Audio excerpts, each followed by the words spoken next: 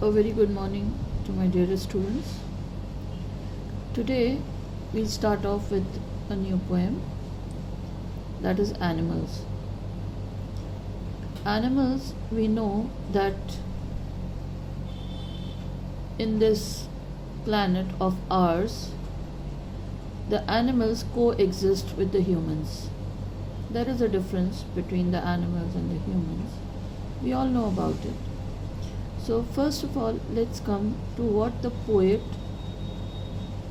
Walt Whitman wants to say about the poem. The poet tells us that he feels more at home with animals than humans, whom he finds complicated and false. Now, the humans, they are both good and evil. So, the poet, he has compared the humans, he has contrasted the humans with the animals, and he prefers to stay as an animal rather than a human. Let's know more about the poet first. Walt Whitman, 1819 to 92, is a major figure in early American poetry. So we come to know that he was an American poet. He was an American poet. In an age when all poetry was rhymed and metrical, I told you about the rhyme schemes. So he was in an age when the poetry was rhymed and metrical. Whitman made a break with tradition and wrote a revolutionary new kind of poetry in free verse. In free verse or blank verse, he broke the traditions, and this whole poem, it is in blank verse, meaning there is no rhyme scheme in the poem. So he broke the he broke the traditions, and he brought in a new revolutionary kind of poetry in free verse. He was a non-conformist in all respects. A conformist is a person who does not follow to providing ideas or practices. So he was a non-conformist in all respects, including his social life. So he did not follow the prevailing rules and conditions. Okay. So now let's come to the poem. I think I could turn and live with animals. They are so placid and self-contained. So the poet, he says that he thinks over, and he feels that he could turn and live with animals. Turn from where? Turn from being a human and start living with the animals. They are so placid and self-contained.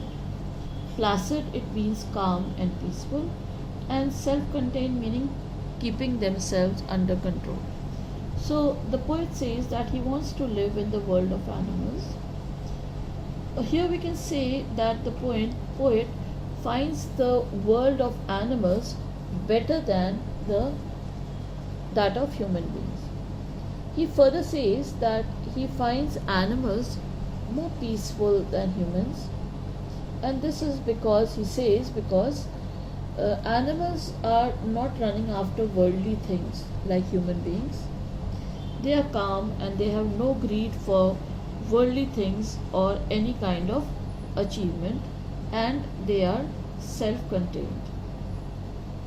Means that they are happy with the life and they never interfere in the lives of others.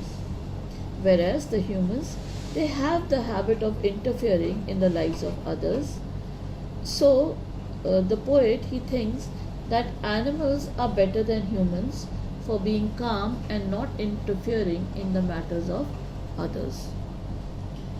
The poet further says that these are the reasons why he stands still and looks at the animals for a long time.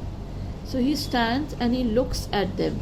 He looks at them while observing them and while these thoughts are in his mind, and he keeps on looking at them for a long time. So we know that the poem, it is in blank verse. The word repetition, the poetic device repetition has been used. Where it has been used? In this line where it is written long and long. So the word long has been used again and again. So let's come further to the next part of the poem. They do not sweat and whine about their condition. Over here, the word sweat, it means complain, and whine meaning cry. So they do not sweat and whine about their condition. They do not lie awake in the dark and weep for their sins. Meaning, they are carefree. They do not have anything in their mind. Just like the humans who lie awake in their bed at night, and whatever sins, whatever bad deeds they have done in the whole entire day, they cry out and they weep for it in the dark for repentance. They do not make me sick discussing their duty to God. So over here, the poet, he says that the animals, they are not thankful to God. They have nothing to repent over. So he's saying that the animals, they do not make the poet sick by discussing their duty to God. No one is dissatisfied, not one is demented with. Demented over here, it means disturbed. So he says that no one is dissatisfied, not one is demented with the mania of owning things.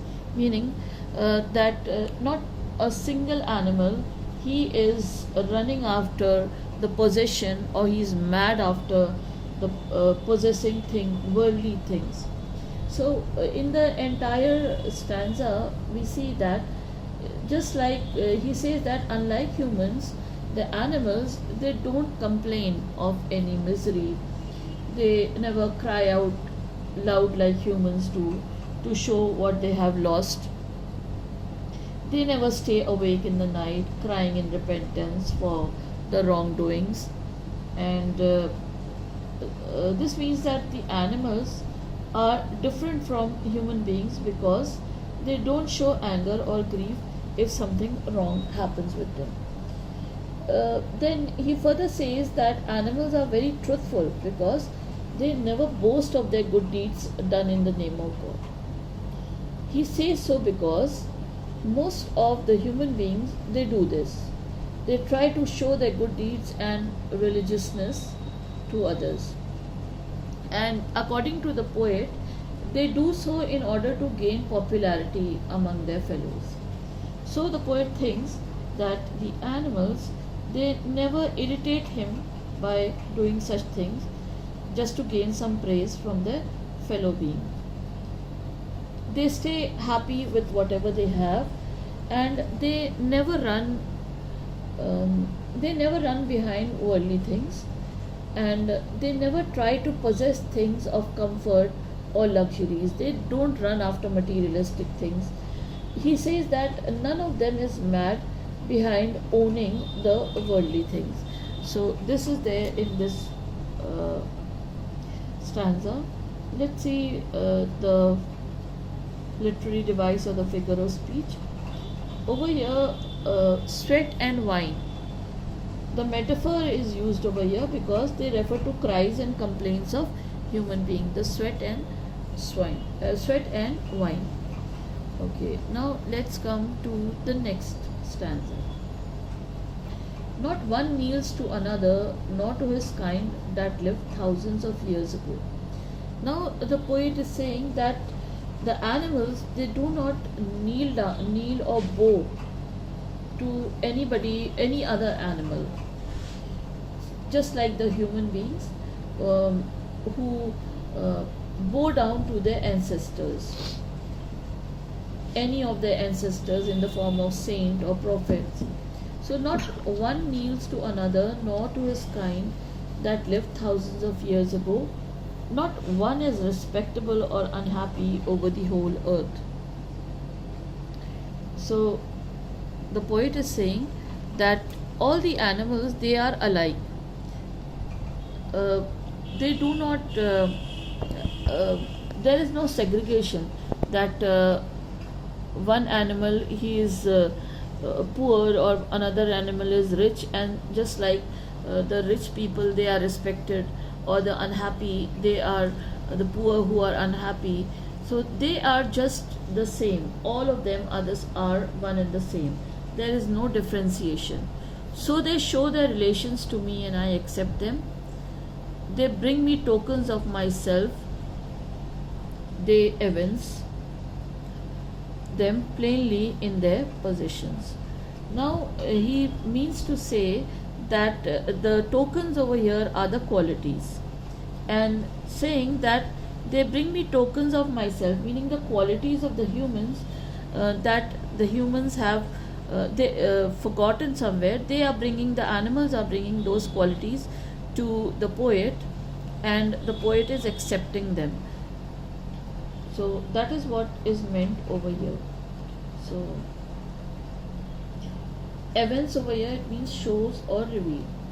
Here the poet says that he has never seen any animal showing his devotion to any other animals in front of people, uh, in front of the person. They never do so even for their ancestors, just like the humans. They do not show devotion towards God like humans do. No one among them is more respectable or important as we have in the human society. Uh, in human beings, rich people are generally given more importance, as I told you, and they are treated with more respect as compared to the poor people who are usually unhappy. But in the society of animals, they are equal. They never give more or less importance to any other animal. Everyone in the animal kingdom is happy. They are not like humans being who find themselves the happiest or the saddest persons on earth. Further, the poet says that animals are more honest in showing their relations with other animals. Over here, the poet, he wants to say that animals use other animals as their food, and they will never try to hide this. Whereas um, the human beings, they do the opposite. The poet says that he accepts the fact that the animals are true towards showing their relations with other animals. Meaning that if uh, like a lion, he sees a deer, it sees a lion, it starts running because it knows that it's going to eat. So the lion is not hiding the fact that the deer is an animal of prey for him. So over here, the literary devices over here is token. Token over here, they are the inner qualities of human beings which are referred to over here. And then the last two lines, I wonder where they get all those tokens. Did I pass that way huge time ago and negligently drop them? Now in the end, at last the poet, he introspects himself and says that from where do these animals they get those good qualities? And he further questions himself that where his own good qualities are gone. And then he thinks over, and he thinks that has he left them or had carelessly dropped them somewhere in these animal kingdom, the qualities that are found in human beings, the qualities of kindness, truthfulness and innocence. So have the humans dropped it somewhere which the animals they have picked it up and have passed it on to the animals? So that is what the question the poet puts at last. Over here there are no literary devices in the last two lines. So this comes to the so with this we come to the end of the poem. I hope you have understood. And the poet over here in this entire poem, he wants to he has a will to become an animal, because he thinks that the animals are far better than human beings. Human beings are greedy, they are full of jealousy against each other, whereas the animals, they do not have such qualities. So this is what the poem actually is about. The poet telling about the greed of the humans, and the calmness and self contentment of the animals. So this is the end of the chapter, students. Thank you very much.